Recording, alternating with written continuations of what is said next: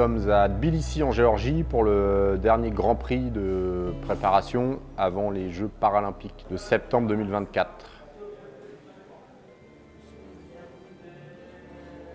Voilà, on est en plein dans le thème. Ah merde, putain, désolé. Elle est énorme celle-là.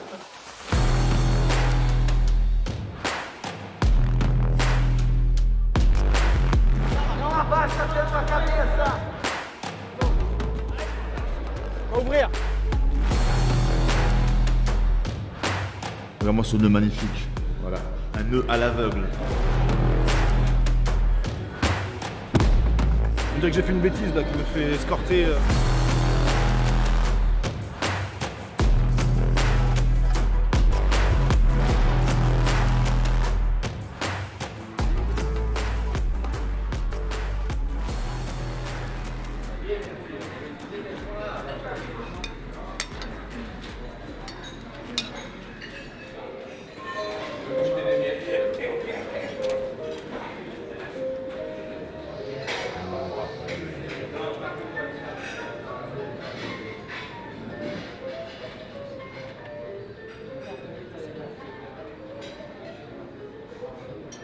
On va avoir deux types d'attentes. Il y en a certains qui doivent vraiment confirmer leur statut de tête de série, voire de numéro 1 dans leur catégorie de poids respectifs. Et puis pour les autres, d'essayer de gratter des points, de confirmer, parce qu'il y a aussi des sélections qui sont encore en jeu dans certaines catégories de poids.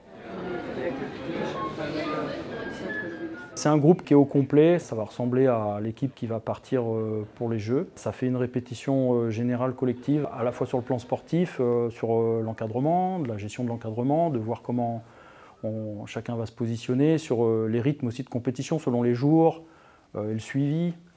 Ça va nous donner des informations aussi par rapport à ça. Ça va être un temps collectif, hein, principalement. Et aussi, accessoirement, ou en tout cas individuellement, des positionnements ou des affirmations de positionnement par rapport à la ranking list. Hein. Il faut arriver à garder ces places qui vont pouvoir être vraiment importantes, comme pour Sandrine par exemple. Voilà, la discussion elle était assez ouverte par rapport à ça. Est-ce qu'il faut rester tranquille dans son coin, se cacher peut-être un petit peu, ou est-ce que voilà, il faut quand même aller chercher ses positionnements pour s'assurer un tirage plutôt favorable. Donc voilà, après individuellement il peut y avoir ce genre de questionnement. Et donc il y avait quand même des objectifs individuels qui pouvaient être différents selon chacun.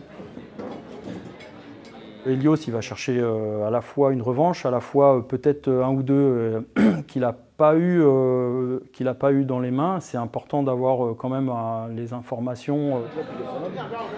Nathan, c'est de revenir après son temps de convalescence, hein, de reprendre des sensations, de s'affirmer dans la catégorie, et puis de partir sur un mode un petit peu c'est ce que je disais, hein, quand j'ai dit que c'est une répétition générale sur le plan collectif, ça l'est évidemment sur le plan individuel, hein, c'est-à-dire que c'est la dernière compétition. Cyril, il était sur un petit état de forme, c'est un peu plus aléatoire avec à la fois son âge et son... Voilà, on est en protection pas mal, hein, par rapport, il sort... voilà, il est moins sorti, lui, il n'a pas cherché à courir après la ranking list. D'une manière générale, il est capable de battre tout le monde. Par contre, il faudra qu'il soit bien, qu'il soit en forme le jour J, ça me semble être l'élément déterminant. Deuxième nuit, j'ai fait une nuit correcte, 7 heures. J'aurais bien fait un peu plus. Voilà, cette nuit,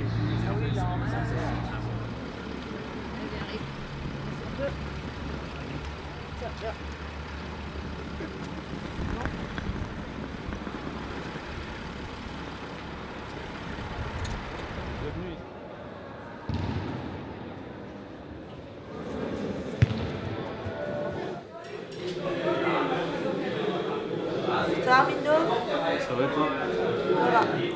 T'es dedans là? T'es chaud? Ah, j'espère. J'espère? C'est quoi cette réponse? J'y suis. Je t'ai déjà échauffé un peu? Non, moi je suis à 20 et quelques.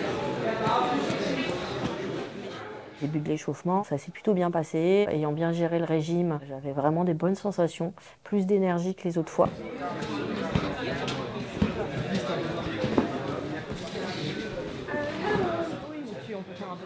Premier combat très bien, j'ai attaqué, j'étais offensive, vraiment assez satisfaisant.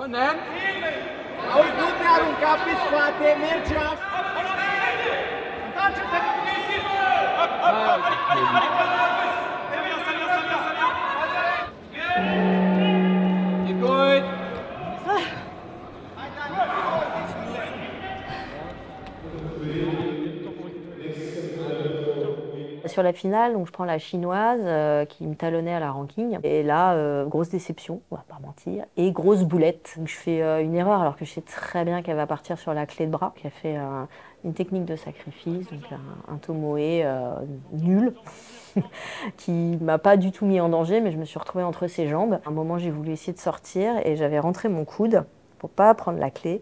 Et en essayant de sortir, je me suis décalée. Et là, mon coude s'est légèrement tendu et elle m'a pas loupé. Ça n'arrivera plus. Je ne referai pas cette boulette. Donc c'est aussi à ça que servent tous ces grands prix, tous les tournois qu'on fait. C'est justement à éviter ce genre d'erreur, à voir qu'est-ce qui pêche, qu'est-ce qui va bien, et à analyser derrière avec les coachs pour en retenir tout le positif et tout le travail. La mise en situation, elle est hyper importante, donc c'est aussi pour ça que c'était important de faire ce tournoi supplémentaire, parce que sinon ça me faisait que la Turquie comme tournoi avant les Jeux, n'ayant pas fait l'Allemagne, donc ça faisait un peu juste. Ce que je retiens, c'est vraiment la réussite du régime, plus d'énergie sur la compétition. Le côté offensif sur Eke, où j'étais plus offensive, où j'attaquais plus vite, ce qui m'avait pêché un peu en Turquie, notamment sur une chinoise en demi-finale, où en fait elle a tout le temps attaqué avant moi. Et du coup, j'ai enchaîné les shido, alors qu'elle m'a jamais mis en danger, mais elle attaquait avant. Donc là, j'ai vraiment essayé d'attaquer en premier. Et puis après, enseignement de la boulette, on la refera pas. Voilà. Et qu'il faut être toujours vigilant. Et en fait, elle m'a pris sur le premier adjumé, l'enchaînement au sol, et hop, c'est fini. Et du coup, il n'y a même pas eu de combat, j'ai même pas eu d'infos, à part le fait qu'il ne faut pas tendre les bras, mais je le savais avant. Donc voilà, donc quand même des choses positives, mais une finale où je suis passée à côté et où il va falloir être bien plus vigilante et pas faire de bêtises de ce type-là le jour J.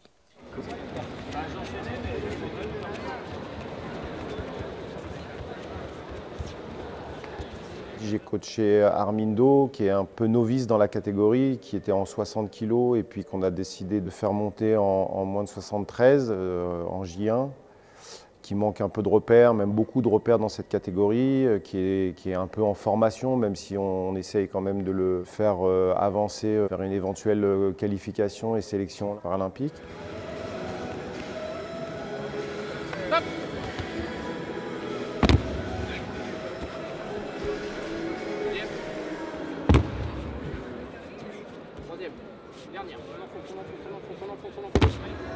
On voit quand même plus loin pour lui, on est sur une logique un peu plus à long terme. Donc c'est encore un peu compliqué pour lui parce qu'il est encore un peu léger, il n'a déjà pas beaucoup de pratique de judo finalement, il a peut-être à peu près 3 ans, 4 ans de pratique de judo. Du coup ça fait beaucoup d'éléments qui ne sont pas très favorables pour lui, mais c'est quelqu'un qui est très engagé, très motivé, très à l'écoute, qui apprend vite, donc du coup on est relativement confiant.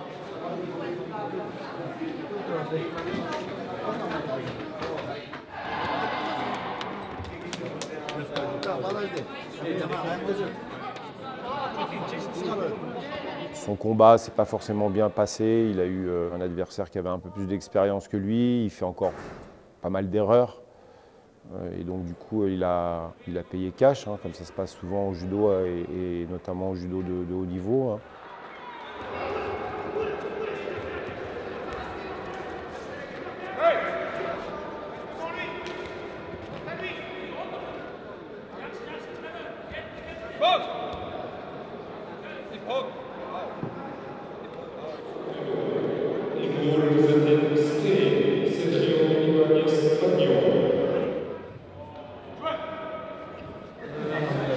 Quand je me déplaçais, je sentais qu'il n'est pas devant moi, mais à côté. Du coup, on tournait en rond. Non, il y a des moments où tu l'as embarqué, mais en fait, tu n'arrivais pas à passer devant lui. Oui, c'est ça, il était derrière, voilà, comme ça, tu vois. Ouais. L'idée, c'est quand même d'aller un peu le bousculer pour qu'il se remette en question sur certains aspects, qu'il augmente peut-être son travail sur d'autres axes de travail et axes de développement. Ce qui s'est passé ce week-end, ce n'est pas forcément inquiétant, c'est relativement logique finalement par rapport à son peu d'expérience et en particulier dans cette caté, quoi.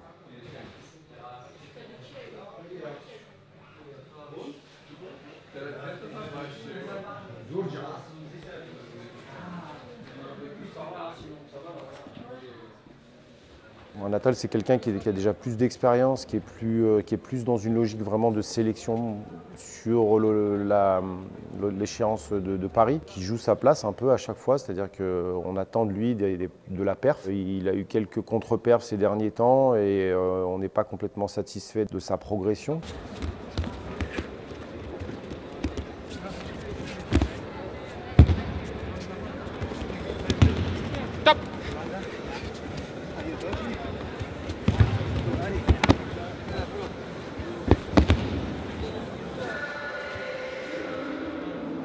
Le problème majeur, je pense, d'Anatole pour l'instant, c'est qu'il n'a pas de mouvement fort qui lui permet de faire tomber. Et Anatole, faut emballer un peu plus là, allez, allez.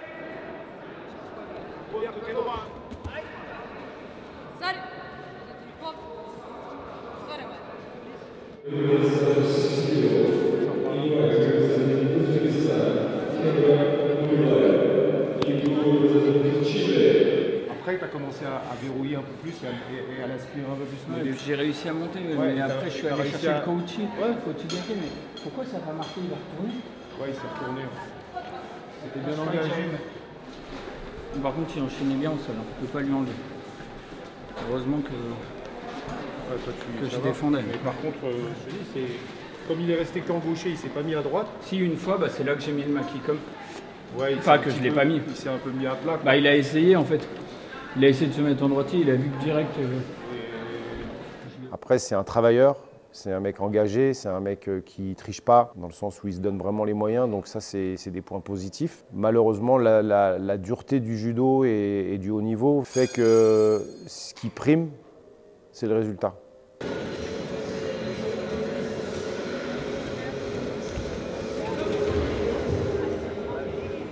J'ai vraiment essayé d'être focalisé sur seulement quelques objectifs, mais les plus principaux. Je fais un bon échauffement où j'ai des bonnes sensations et ça, en général, c'est plutôt bon signe.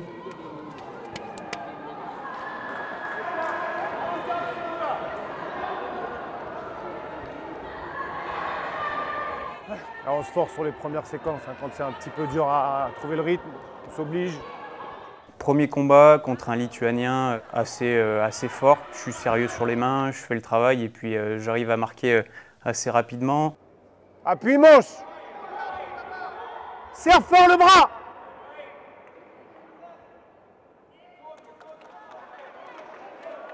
Deuxième combat, un peu dans le même esprit, vraiment bien concentré sur les mains et puis j'arrive à marquer.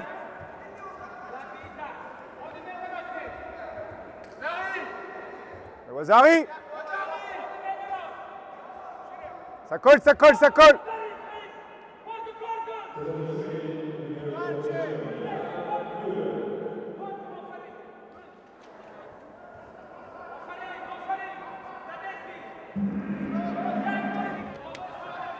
T'as voulu refaire partir sur la clé? Ouais. Ouais. Non. Et il est resté. Il est sorti et du coup j'ai voulu prendre. Ah, mais il n'avait pas donné te donner Toketa encore. Hein. Au moment où tu as commencé à enchaîner, il n'avait pas donné le Toketa. Par contre, sur l'attaque de contre, avant que tu enchaînes au sol, il y a Wazari. Je sais pas, ils n'ont pas donné. Ça va enchaîner là. Ouais. Je vais être en bleu sur Saïdov. Faut le rythmer lui. Hein. Faut le rythmer, il faut que tu mettes un tout petit peu plus dur sur les attaques.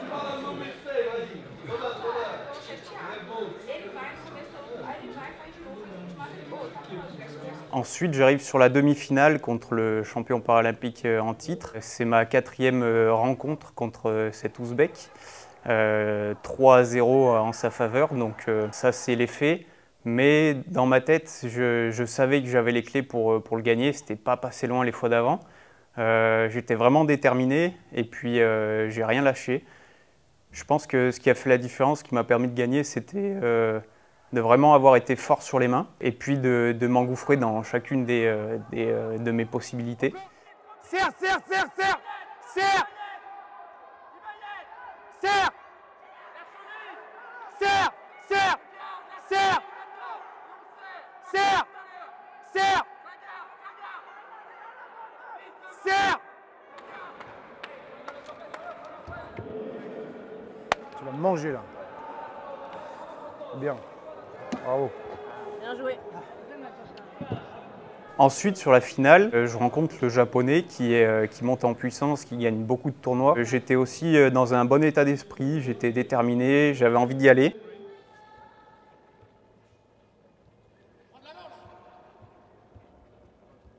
Là, reste pas ouvert. Le suis pas, le suis pas, le suis pas.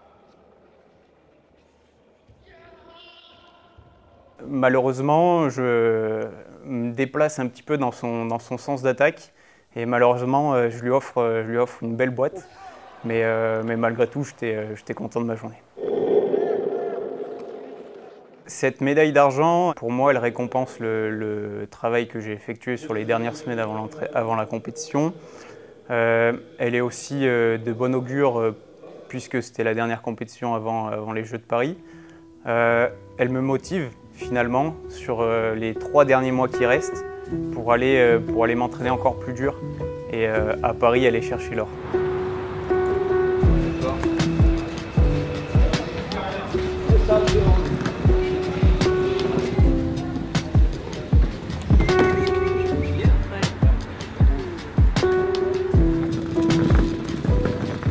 Les déplacements en compétition avec le groupe de l'équipe de France Para-Judo, ils sont sympas, ça demande évidemment de l'organisation sur tout ce qui va être déplacement, parce qu'on a évidemment donc, des personnes malvoyantes qui sont en capacité de se déplacer tout seuls, mais on a aussi des personnes non-voyantes qu'il faut accompagner, qu'il faut guider. Ça crée aussi une ambiance et une atmosphère qui est sympa, qui permet de se détendre et de rigoler aussi. Donc il faut de l'organisation, il faut prévoir des temps un peu plus longs, mais ça amène aussi beaucoup une ambiance vraiment sympathique.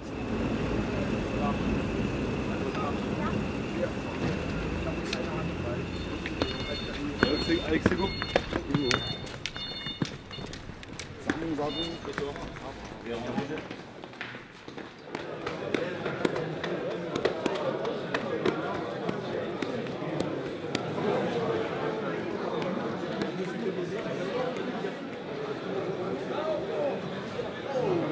Nasser, qui a un parcours difficile parce qu'en fait il est engagé dans la sélection un peu sur le tard. Il a eu des blessures. Bon, moi je bosse avec lui, en tout cas je le suis sur ses entraînements, notamment à l'IJ depuis pas très longtemps, on va dire depuis le début 2024. Là à peu près, ça commence à être un peu plus régulier là depuis 5-6 mois. Et c'est difficile parce qu'il a une activité aussi professionnelle. Il n'est pas super lourd dans la catégorie, il est plutôt même un peu léger. Il fait à peine 100 kg quand il se retrouve avec des gabs de 120, de 130 kg, tu vois, par exemple. Quand il prend l'anglais, par exemple, le mec, il fait facile 130 kg. Donc il y a pas mal de points qui sont plutôt défavorables pour lui. Après, c'est un mec qui se donne les moyens, tu vois. Il s'est mis ça en tête, qu'il voulait et qu'il pouvait faire les jeux et qu'il pouvait peut-être même aller chercher un résultat. Voilà, remets bien avec main gauche. Ça c'est bon pour lui parce que du coup ça fait qu'il est engagé, il organise tout autour de son projet et que du coup il progresse, même s'il part de très loin, il progresse. Mais comme je le disais tout à l'heure, ce qui compte c'est quand même les résultats bruts. Tout ce qu'on veut c'est du résultat, c'est de la victoire, c'est de la médaille, c'est de la victoire finale. Pour l'instant de ce côté-là on n'a pas des bons résultats suffisants de la part de Nasser. Son premier tour, bon, il perd sur un gars qui est à mon avis, qui n'est pas un vrai lourd, donc il pouvait le gérer physiquement, mais qui est sûrement un gars qui a beaucoup plus de pratique que lui, qui était au-dessus techniquement.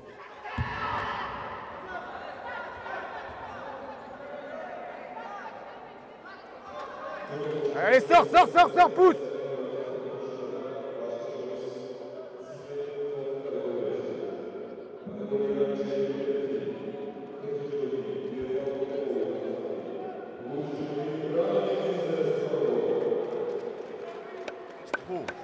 Quand lui, il avance à son côté gauche, qui commence à se mettre devant, Ouais, je voulais faire ça, moi. Ouais, j'ai vu qu'à un moment, tu as voulu passer aussi derrière, tu t'es arrêté. Tu as voulu passer un peu Antonio Toshi. Non, j'ai juste fait ça. Ouais, tu t'es arrêté. Non, je voulais faire ça. On peut pas aller au bout du truc. Non, derrière, je vais plus. Je ne vais plus y aller. Si j'ai pas l'opportunité, j'y vais pas. J'ai toujours du mal au gaucher, putain. Je vais hésiter à la séquence suivante. C'est un gaucher, hein, l'anglais. Là où ça a été plus intéressant, c'était son repêchage où il tient pratiquement l'ensemble du combat sur un Anglais qui est plus lourd que lui, qui doit être dans les 10 premiers mondiaux. Ça fait un combat un peu de référence pour lui. On a vu qu'il peut s'exprimer, que quand il y a de la mobilité, il peut avoir des ouvertures. On voit aussi que physiquement, et il n'a peut-être pas encore les 4 minutes, mais il en est pas loin. Donc quand il faut bouger 130 kills pendant 4 minutes, si tu peux le faire déjà, c'est que tu peux mener un combat. Donc il faut qu'il continue son travail, son engagement. Il ne faut pas qu'il baisse les bras, même si c'est ce que j'ai dit au débrief, même s'il n'y a pas de signe toujours positif, qu'il y a de la frustration parce qu'il y a beaucoup de temps de passer et puis il y a beaucoup de sacrifices. Et c'est cette capacité à surmonter la frustration qui fait le sportif de haut niveau. Ceux qui restent bloqués sur les défaites, souvent ça s'arrête très vite, quoi. Ça bouge.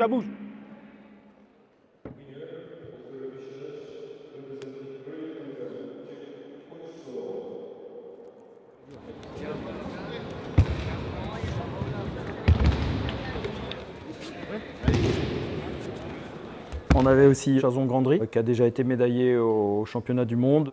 C'est ça, on déplace. Solide. Allez, ça emmène. Envoie, fort, oui. Ça garde, bouge pas. Ça c'est bien, hein, ça doit envoyer fort comme ça à chaque fois. Allez, oui. Donc il bat un Irakien sur le premier tour. Il avait déjà bien le profil puisque il l'avait déjà battu 2 fois. Voilà. Fort manche. Solide. Ça bouge tout de suite. On se dégage.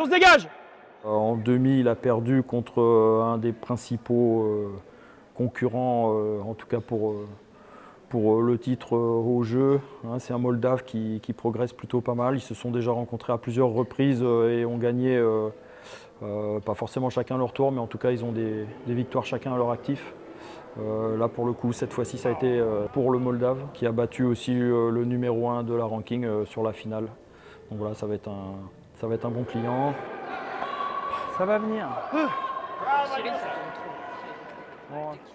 Voilà, il s'est bien rattrapé sur la place de 3 contre un Géorgien, mais qui n'était pas forcément, voilà, on est à Tbilissi. Ça a été aussi l'opportunité pour l'équipe de Géorgie de sortir aussi d'autres concurrents, dont celui-ci, mais qui ne sera pas concerné par les Jeux.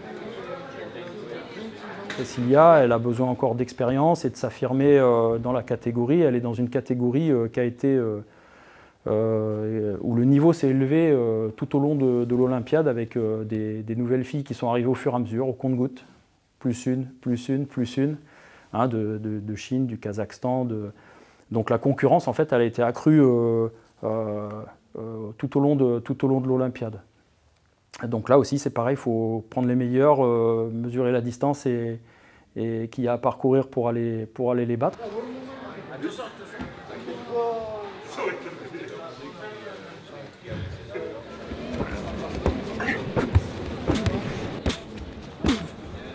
Cyril Jonard, beaucoup d'expérience, un des plus capés de l'équipe, un ancien aussi.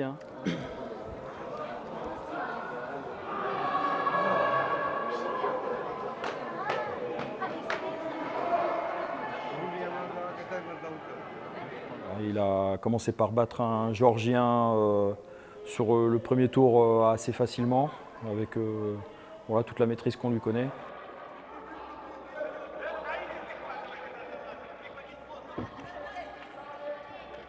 Par contre, voilà, il s'est fait surprendre contre l'Anglais, qui est un des meilleurs de la catégorie, qu'il a déjà battu, mais là, il s'est fait surprendre en Newaza. Encore une fois, lui aussi c'est un secteur sur lequel il est vraiment fort, mais là il s'est fait surprendre sur un étranglement et du coup il a même perdu connaissance et on a dû arrêter sa compétition.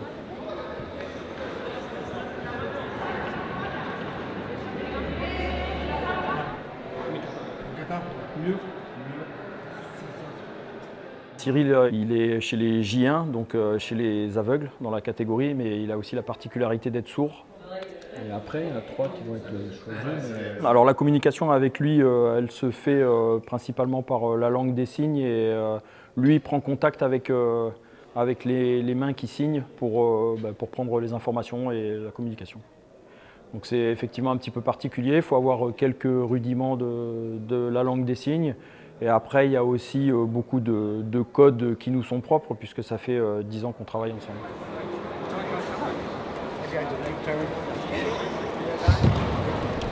Top.